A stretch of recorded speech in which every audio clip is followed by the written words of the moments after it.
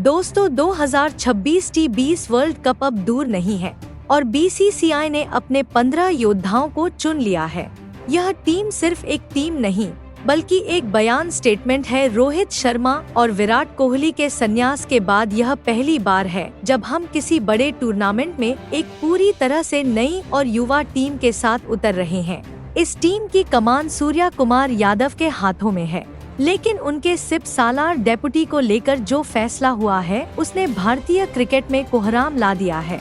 दोस्तों T20 world cup 2026 के लिए बीसीसीआई द्वारा जारी किए गए 15 सदस्य स्क्वाड का सबसे विस्तृत और गहन विश्लेषण डीप एनालिसिस है। यह केवल नामों की सूची नहीं है बल्कि यह टीम इंडिया की नई दिशा और नई सोच का दस्तावेज है। इस स्क्वाड में कई छिपे हुए संकेत हैं। अक्षर पटेल का कद बढ़ना, हार्दिक पांड्या का डिमोशन, ईशान किशन की वापसी और ऋषभ पंत गिल जैसे दिग्गजों का बाहर होना, यह सब साधारण फैसले नहीं है। यह स्क्रिप्ट है के खिलाड़ी की भूमिका, टीम के संतुलन और चयनकर्ताओं की रणनीति की बाल की खाल निकालने वाली एक ब्लॉकबस्टर रिपोर्ट है। तो चलिए करते हैं इस स्क्वाड का पोस्टमार्टम और जानते हैं कि क्या यह टीम हमें एक और वर्ल्ड कप दिला सकती है। सबसे पहले बात करते हैं उस फैसले की जिसने सबको चौंका दिया है, कप्तान सूर्य कुमार यादव। यह अपेक्षित था। सूर्य ने पिछले कुछ समय में जिस तरह से कप्तानी की है, खासकर साउथ अफ्रीका सीरीज में, उन्होंने साबित किया है कि वह शांत दिमाग से फैसले लेते हैं। उपकप्तान वीसी अक्षर पटेल, यह इस स्क्वाड की सबसे बड़ी हेडलाइन है। हार्दिक पांड्या टीम में है, लेकिन वीसी का टैग अब अक्षर पटेल के नाम के आगे है। मायने इसका साफ मतलब है कि मैनेजमेंट अब हार्दिक की फिटनेस या फॉर्म पर पूरी तरह निर्भर नहीं रहना चाहता। अक्षर पटेल तीनों फॉर्मेट में लगातार प्रदर्शन कर रहे हैं और एक थिंकिंग क्रिकेटर है।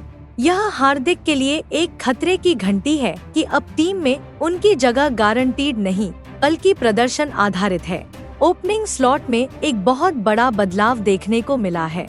शुभमन गिल और यशस्वी जायसवाल का नाम शामिल नहीं है। अभिषेक शर्मा पहली ही गेंद से मारने के लिए जाने जाते हैं। पावर प्ले में 60 से 70 रन बनाने की जिम्मेदारी अब उनके कंधों पर होगी। ईशान किशन की वापसी एक बड़ा सरप्राइज है। बाएं हाथ का यह बल्लेबाज टॉप ऑर्डर में विविधता वैरायटी लाता है। वो सेट होने के बाद बड़े मारने में माहिर हैं। संजू सैमसन डब्ल्यू के संजू को आखिरकार वो एचक्यू मिल गया जिसके वह हकदार 100 थे।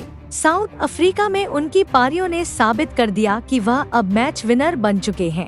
वो ओपनिंग भी कर सकते हैं और नंबर 3 पर भी खेल सकते हैं। विश्लेषण, यह टॉप ऑर्डर संभल कर खेलने वाला नहीं बल्कि उद्धाकर खेलने वाला है। नंबर 3, 4 और 5 पर भारत के पास दुनिया का सबसे खतरनाक लाइनअप है। तिलक वर्मा नंबर 3 या 4 के लिए तिलक वर्मा परफेक्ट है। वह पारी को बुनना भी जानते हैं और अंत में फिनिश करना भी। बाएं हाथ का होने के कारण वो मिडिल ओवर्स में स्पिनर्स के खिलाफ बड़ा हथियार होंगे। सूर्य कुमार यादव दुनिया के नंबर 1 T20 बल्लेबाज, उनका रोल वही रहेगा।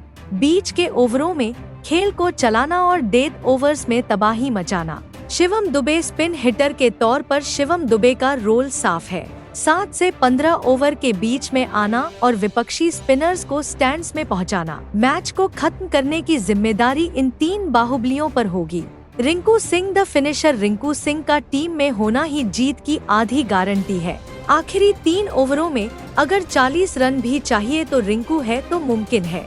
हार्दिक पांड्या भले ही वाइस कैप्टेंसी गई हो, लेकिन हार्दिक का रोल कम नहीं हुआ है।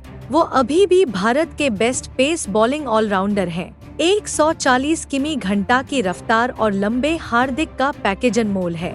वाशिंगटन सुंदर को पावर प्ले में, गेंदबाजी और लोअर ऑर्डर में बैटिंग के लिए रखा गया है।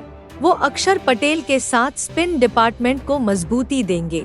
गेंदबाजी में भारत ने विविधता वैरायटी पर जोर दिया है। जसप्रीत बुमराह गेंदबाजी के सेनापति।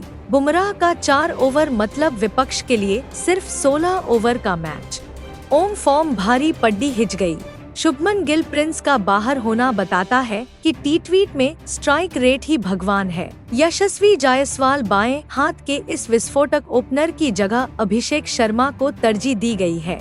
मोहम्मद सिराज शायद T20 में उनकी इकोनॉमी रेट एक चिंता का विषय थी, इसलिए हर्षित राणा को मौका मिला। कुल मिलाकर यह टीम फेयरलेस क्रिकेट खेलने के लिए बनी है। इसमें रोहित विराट जैसा अनुभव भले ही ना हो, लेकिन सूर्य हार्दिक का जोश और रिंकू अभिषेक की आक्रामकता है। अक्षर पटेल का उपकप्तान बनना एक नई सोच को दर्शाता है। यह टीम कागज पर बेहद संतुलित और खतरनाक दिख रही है। अगर हर्षित राणा और वरुण चक्रवर्ती चल गए तो 2026 का वर्ल्ड कप भारत आने से कोई नहीं रोक सकता। दोस्तों, आपको यह स्क्वाड कैसा लगा? क्या हार्दिक पांड्या से उपकप्तानी लेना सही फैसला है? क्या गिल और पंत के बिना हम वर्ल्ड कप जीत पाएंगे? अपनी राय कमेंट बॉक्स में जरूर लिखें।